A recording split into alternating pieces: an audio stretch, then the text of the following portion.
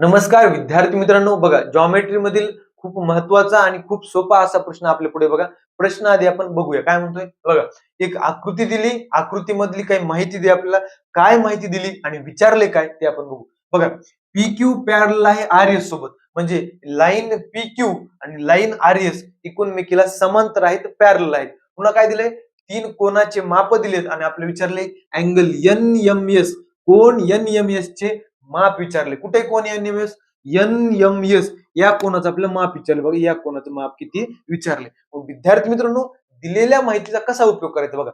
PQ आणि RS parallel आहेत, म्हणजे PQ RS पॅरलल आहेत, त्यांना एका ट्रान्सव्हर्सलनं काय केलं, इंटरसेक्ट केले. बघा, ही ट्रान्सव्हर्सल आहे, LM आहे का, ही ट्रान्सव्हर्सल आहे. याचा नियम काय असतो बघा, पॅरलल लाईन्सचा नियम, की बघा हा जो अँगल दिसतोय 55 डिग्रीचा, हा 55 डिग्रीचा अँगल आणि इथला हा पूर्ण अँगल आहे का, हे एकमेकाचे काय झाले, अल्टरनेट अँगल झाले. काय झाले, अल्टरनेट अँगल. हा पॅरलल लाईन्सची प्रॉपर्टी असते. मग विद्यार्थी मित्रांनो, अल्टरनेट अँगल एकूणमेकाचे इक्वल असतात. काय असतात, इक्वल असतात. मग विद्यार्थी मित्रांनो, इथं 55 डिग्री असेल तर हा पूर्ण अँगल पण कितीचा असेल, 55 डिग्रीचा. पण विद्यार्थी मित्रांनो, आपल्याला काढायचा आहे कोणता, फक्त हा अँगल, हा छोटावाला अँगल काढायचा आहे. मग विद्यार्थी मित्रांनो, हा अँगल जर काढायचा असेल तर इतका अँगल आपल्याला कळावा लागेल, तो अँगल आपल्याला काढावा लागेल. मग तो अँगल कसा काढायचा बघा विद्यार्थी मित्रांनो. बघा, ट्रायंगल LMN याचा जर विचार केला, बघा त्रिकोणाच्या तीनही कोणांची बेरीज किती असते, 180. त्यापैकी एक कोण तरी ते आहे.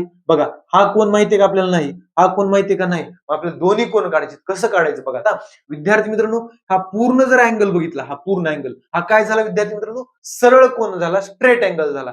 सरळ कोनाचं किंवा स्ट्रेट अँगलचं माप किती असतं, 180 डिग्री. म्हणजे या पूर्ण कोनाचं माप 180 डिग्री. त्यापैकी एवढं 55 आहे, एवढं 47 आहे, उरलेलं मधल्याचं असेल. बरोबर आहे का.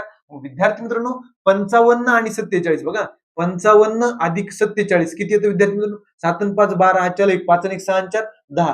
हे का, याचं आणि याचं मिळून 102 आलं आणि 180 मधून जर हे वजा केलं तर याचं माप येऊन जाईल. बघा, 180 मधून 102 गेले किती राहतात, 78. म्हणजे ह्या मधल्या कोणाचं माप किती आलं, 78 डिग्री आलं. मग विद्यार्थी मित्रांनो, या कोणाचं माप आलं, या कोणाचं माप आहे, आपल्याला याचं काढायचं. त्रिकोणाच्या तिन्ही कोणाची बेरीज किती असते, 180. म्हणजे बघा, हे 78 आणि 67 यांची बेरीज 180 मधून वजा केली तर या कोणाचं माप येऊन जाईल. चला मग करूया.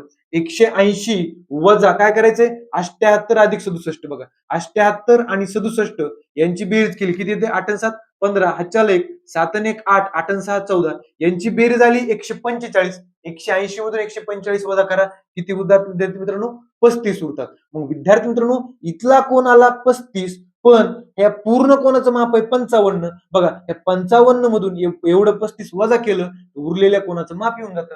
55 वजा 35 किती येतं, 20 डिग्री. किती, 20 डिग्री. म्हणून अँगल NMS चं माप किती, 20 डिग्री. पर्याय क्रमांक 1. धन्यवाद.